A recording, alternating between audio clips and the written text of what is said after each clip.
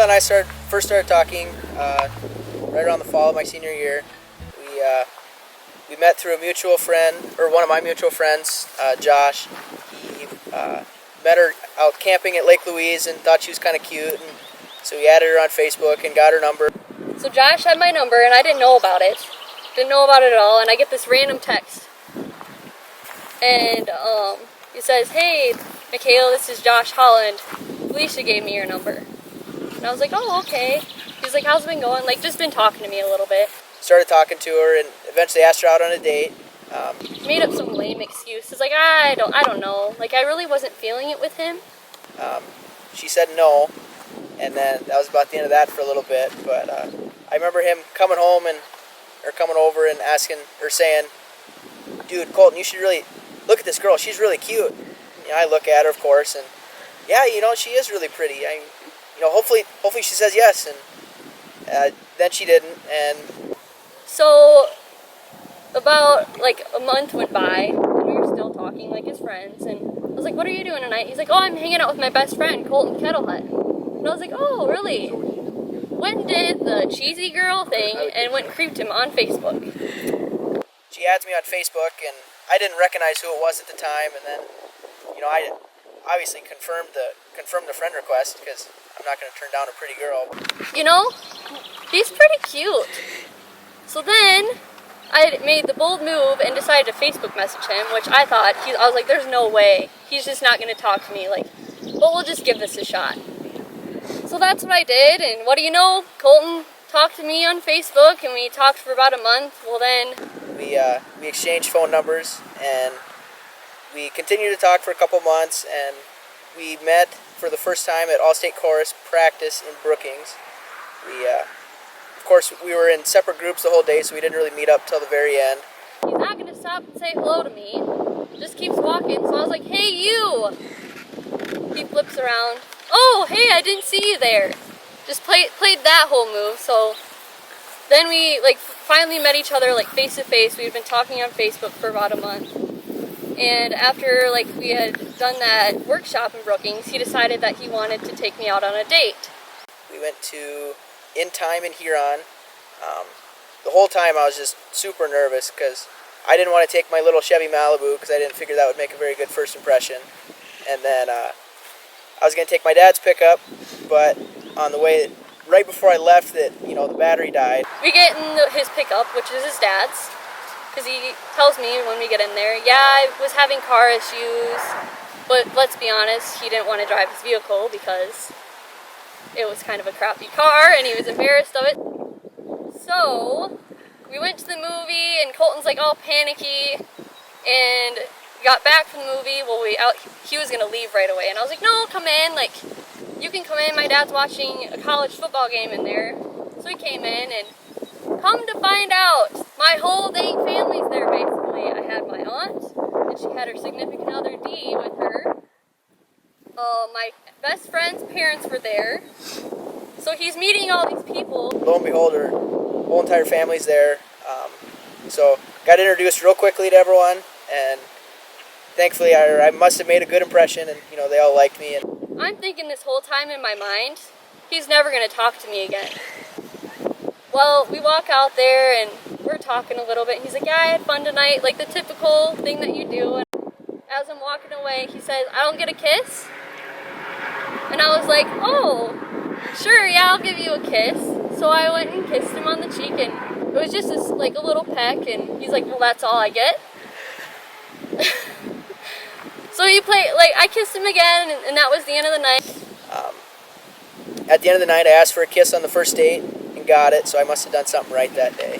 Came back in, and I was thinking the whole time, I was like, he's never going to talk to me again. It's over. We're through. This is never going to turn into anything. But I was shocked. He texted me, and we had been talking for a while, and I guess the rest is history from there. I think one of the funniest stories about Mikayla and I is during our first date. But we're sitting there, and Colton finally made the move and slid his hand over and was holding my hand, and I got butterflies in my stomach. Well, they weren't really butterflies. It was gas. And I let one slip out, but it was a silent one. but then it was also deadly at the same time. It was about halfway through the movie, and I kind of felt like I kind of smelled something bad. Like someone had passed gas. And Colton said, "Oh, do you smell that?" And I was just like, "What? I don't smell anything." I responded back, "Well, must be some people behind us or whatever, and it's just drifting. We're just downwind of it." Anyway, nothing comes of it, and we move on, and a couple months down the road, I work up the nerve to ask her if it was her, and I go, "Mikayla, I got to ask you a question. Don't be mad about it. So on our first date, did you pass gas?" And she goes, "What if I did?" I said, "Well, I don't know. I'm just kind of curious. Like, did you? I mean, it's kind of funny." And she goes, "Yeah, that was me. But don't blame me. My stomach hurt really bad." He stuck around. We're getting married now, so it must have not been that bad of a deal. And so that was kind of one of the funny things. But now we're here 5 years later, and loved every minute of it. So something must have gone right along the way. So I was planning the engagement for roughly, in my mind, I knew I wanted to be on our 4-year anniversary for a couple years, and then 6 months leading up to it, I really started getting crazy about it and started planning it. I compiled all the pictures that we've ever taken as a couple and threw it in one book and outlined some of the highlights of our dating history and whatnot. And was just being a heartless romantic about it, I suppose you could say. And she has been constantly throwing hints. By this time, we've been dating for like 3.5 years. So I didn't have too bad a time planning it, since she basically planned it for me. And but it was completely unexpected. That was the one thing that I was hoping for, was that it was just completely unexpected. Lo and behold, the weekend that I was planning to do this forever, her sister ended up having her little son, Gus, and her nephew, so we were up there that weekend. And I had planned on doing it on Saturday, but since we were up in Minnesota, I pushed it back to Sunday. And then when Sunday rolled around, she did not want to leave at all. She wanted to stay, and she wanted to drive home late at night, just roll into Brookings at like 1 in the morning and get up and go to class the next day. Well, that wasn't going to work with the plans that I had. So and of course her mom and Caitlin knew that this was coming, and so they helped me convince her to leave on Sunday right around noon. And we're leaving to come back to Brookings because it was on a Sunday, and I was really bummed because I just met my first nephew and I really didn't want to leave. So I cried the whole way back from visiting my sister and meeting August for the first time. And we get back to Brookings, and of course she doesn't want to go home. She just wants to hang out at the house for a while. She's still bawling, and I have to text Tierney. I said, "Tierney, you got to get her out of my car because this needs to happen or something." And Tierney texts her and convinces her to go back to her apartment. It was on our anniversary, and I said to Colton, "Well, what are we going to do tonight?" And he's like, "I got to get some studying, and I have a biology exam that I need to study for. So I'm going to do some studying, and then maybe we'll go to a movie or something later." And I was just like, "Really? This is all we're going to do for a 4-year anniversary? This is the big milestone." Like, that's what I'm thinking this whole time. And he's like, "It's okay. Like, let me get some studying in. It'll be completely fine." Well, then I get back to my apartment, and my roommate Tierney, which is my best friend, she says, "About dang time you get home." I told Tierney okay, when we leave, you have to set out clothes and give her this note, put this note on top of the clothes. Pick whatever clothes you want, but what'll look good. I'm leaving that up to you. And I was already like frazzled as is. Come in, throw my crap down in my room. Well, then she went back to my room and she's like, "So, how was your weekend?" Well, wouldn't you know it, there's clothes laid out on my bed with a note on there. Colton had a night planned out for our 4-year anniversary, and he wrote down on the piece of paper, and it said something along the lines, "Get dressed, I'll be here in 20 minutes to pick you up. We're going out to eat in Sioux Falls. Where we are going is a mystery." So he came and got me like 20-30 minutes later. I got ready, cleaned up my puppy eyes since I had been crying. He got there, and he seemed a little nervous, but not really. The guy is smooth, let me tell you. He's smooth. This is the very beginning, asking for the first kiss and all this. He's just smooth. But so we went to Sioux Falls, and we went to my favorite restaurant, which is Johnny Carino's. And I was like, oh, he actually remembered what my favorite restaurant was. So we went out to eat. So then we got into the vehicle and we're driving. We get back on the interstate and all of a sudden he turns off at exit 81. And I'm thinking, I said, this exit seems really familiar. Well, then we drive by like the Denny Sanford building and all that, and he says, do you recognize this like building? And I said, yeah, this is where we met like at All-State Chorus and talked to each other. He's like, yep.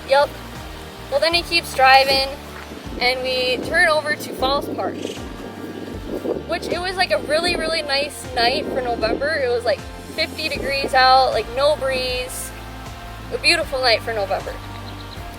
So we're going and he drives like down to the bottom area of Falls Park and I'm like looking around and I was like, I swear Tierney's vehicle is sitting there, but I'm just not gonna say anything. I'm gonna keep my mouth shut and just go with it. Well, then he's like, you know, I don't want to be down here. Let's go back up to the top. So we go back up to the top and he goes to the back, like parks the vehicle, goes to the back of his pickup and is like digging around back there and I'm like, what are you doing? Oh, don't worry about it, it's okay. You just go up to the front and wait for me. Okay? And then we're walking and he has this cardboard box. And I'm like, huh, that's weird. He's like, where do you want to go sit? Let's go sit down somewhere and just talk. So we walk down to this bottom area and it's lit, like there's a light right above this bench. I was like, let's sit down there. So we sit over there and he's like, okay, I want you to open this. And I open it and it's this book. And it had pictures of us and it said 4 years. Like I can't remember exactly what it says on the front, but it said 4 years and there's a picture of us on the front. And I was like, okay.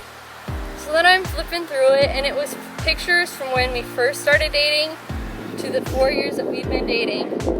And then you got to the very back of it and